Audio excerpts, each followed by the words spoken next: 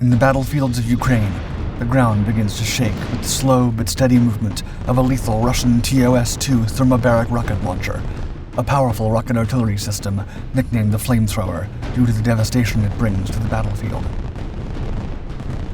Mounted on a powerful tank chassis and heavily armored, the TOS-2 Tosochka is no common rocket system. It was envisioned to fire thermobaric projectiles with unprecedented power. These warheads, shrouded in secrecy by the Russian military, are precision-engineered instruments of destruction filled with high-temperature, high-pressure explosives.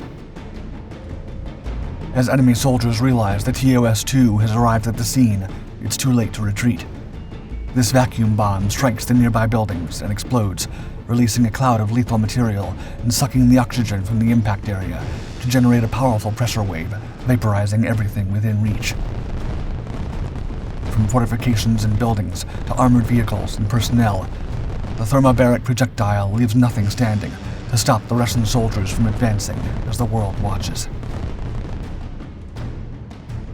The notion of developing a heavy short-range MLRS, or multiple launch rocket system, armed with devastating thermobaric and incendiary rockets, dates back to the Cold War era. During this time, the Soviet Union came up with the TOS-1 Buratino heavy flamethrower system. It was designed to deliver devastating firepower against fortified enemy positions. Developed by the Instrument Design Bureau, this specialized weapon system was crafted on a T-72 main battle tank chassis. Its primary armament comprised a 220mm unguided rocket system capable of launching thermobaric and incendiary warheads. These munitions created intense, sustained blasts, engulfing a wide area in flames and shockwaves, neutralizing enemy infantry and fortified structures. The Buratino boasted standard armor protection for its crew of 3 and robust cross-country mobility as if it were a tank. The distinctive design incorporates a large launcher array, making the system easily recognizable on the battlefield. It has a length of 9.5 meters, a width of 3.6 meters, and a height of 2.2 meters. It has a mass of 45 tons, and it is powered by a V84 diesel engine that allows the TOS-1 to reach a top speed of over 60 kilometers per hour and a combat range of around 550 kilometers. With an effective range of 5 to 10 kilometers, the TOS-1 was an essential asset for offensive and defensive operations. While its deployment was limited due to its specialized nature, the TOS-1 Buratino proved that Russia was and is capable of crafting devastating anti-denial weapon systems for application in urban warfare and against fortified positions.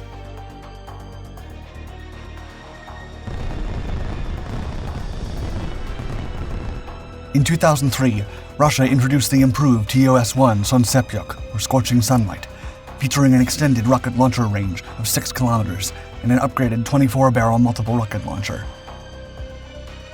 This design was followed by the TOS-1A, which entered service in 2020 and bolstered the range to a maximum of 10 kilometers with even more precision and lethality. All variants have seen limited combat operations in the Soviet-Afghan War, the Second Chechen War, and most recently the Middle East, in Iraq, Syria, and Azerbaijan.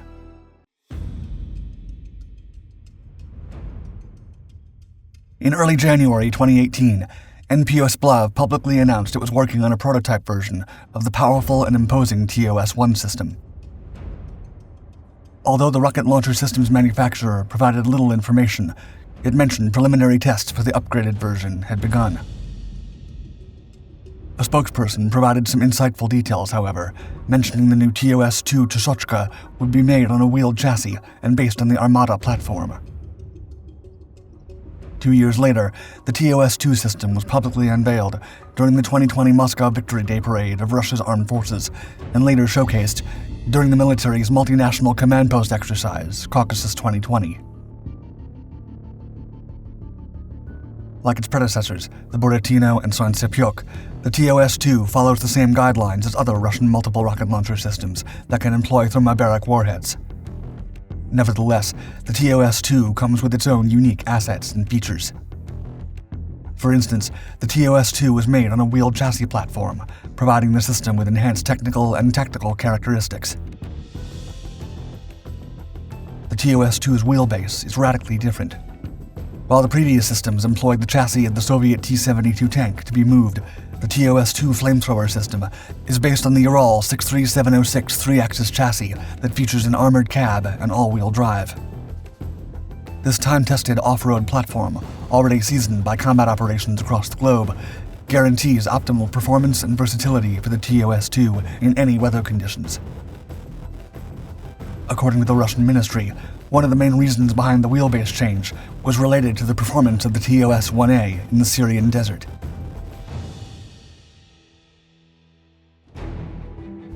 The addition of the Typhoon wheel chassis instead of the T-72 tank track improves the vehicle's maneuverability and mobility while reducing production costs. In an interview with Russia Beyond, Professor Vadim Kozulin of the Russian Academy of Military Sciences said, quote, "This solution allows for hit-and-run tactics, which involve a quick attack on the enemy, followed by an immediate retreat." Although Kozulin noted that most tracked vehicles are slow and unreliable, they are better protected. He concluded that older TOS systems will remain in frontline use, while the new TOS-2s will be used for quick exits or repositioning. The professor also highlighted that, although most information about the system remains classified, it will likely employ new high-precision projectiles. Kozulin noted, quote, "Engineers always follow the classic principle of faster, higher, stronger." For the second generation of TOS, new munitions have been developed, which should demonstrate their capabilities in the coming months, as well as new electronic protection systems to hide the vehicle from the enemy's guidance systems. The new TOS-2 will also feature a newer ammunition reloading system. The previous TOS-1A generation features 18 missile rocket launchers with a loader. Meanwhile, the TOS-2 will now include a modern automated fire control system with a loading crane. As expected, it is also probable the TOS-2 will be protected against NBC, or nuclear, biological, and chemical agents, as part of the Army's efforts to make this flamethrower system a more maneuverable weapon on the battlefield. The new TOS-2 Tosochka heavy flamethrower system was made to destroy and disable buildings and light armored vehicles by burning them.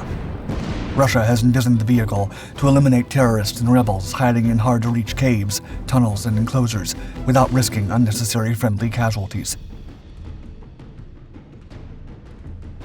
When a TOS-2 launches a rocket with a thermobaric projectile, it releases a cloud of combustible substances upon impact with the ground, which results in a massive fireball sucking away oxygen around it. According to leaks by an anonymous source quoted by Russia Beyond, quote, "The gas penetrates the most difficult-to-reach places. These weapons have proven to be very effective in conflicts in the Middle East. What's more, thermobaric projectiles are not included in the United Nations Chemical Weapons Convention." In other words, the TOS-2 is armed with fuel-air explosive munitions that spray combustible material and explosions to form a gas cloud. These thermobaric projectiles can roughly be compared to midget tactical nuclear munitions, except they don't produce any radiation. Kirill Fyodorov, General Director of RT Capital LLC, has stated the TOS-2 is different from its predecessors because, quote, "its single-wheeled chassis combines functions of an armed vehicle and a transport loader vehicle, which adds to the system's versatility and self-sufficiency. We have achieved high reliability and mobility of the TOS-2 system during the in-plant testing.